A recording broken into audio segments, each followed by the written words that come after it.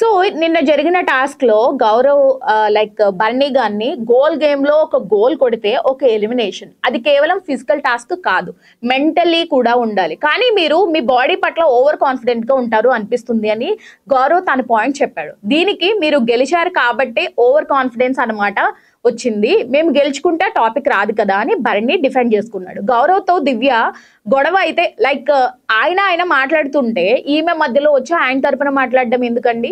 గౌరవ్తో దివ్య గొడవ అయితే కిచెన్ లో ఈ విషయంపై గౌరవ్తో కంటిన్యూస్ గా గొడవ పడుతుంది. హౌస్ లో ప్రతిదీ అందరి మ్యాటరే. నువ్వు టీమ్ టాస్క్ గురించి అడిగావు, అప్పుడు ఆ టీమ్ లో నేను ఉన్నాను కాబట్టి బరాబర్ మాట్లాడుతాను అని దివ్య ఫైర్ అయింది.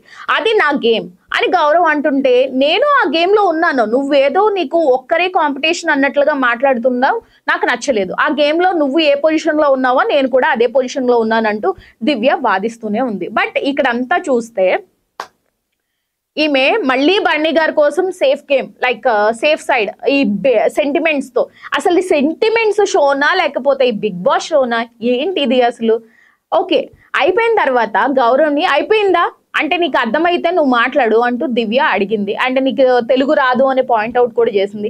సో ఈ రచ్చంతా చూస్తే మళ్ళీ యాస్టీజ్ సీరియల్ ఎపిసోడ్ లాగా ఇటు నాన్న అన్న చెల్లెల అనుబంధం జన్మ జన్మల సంబంధం అన్నట్టు ఇటువైపు దివ్యతో, ఇటువైపు ఏమో లైక్ నాన్న సాంగ్ ఉంటది కదా, లైక్ అట్లాగా అయిపోయేలా ఉంది. సో మీకేమనిపిస్తుంది? బర్నీ గారు గేమ్ చూడాలి అంటే ఫస్ట్ దివ్యాని తనుజాని ఈ వీళ్ళిద్దరు ఎలిమినేట్ అయిపోయినా లైక్ అంటే ఏం చెప్పాలో కూడా అర్థం కావట్లేదు.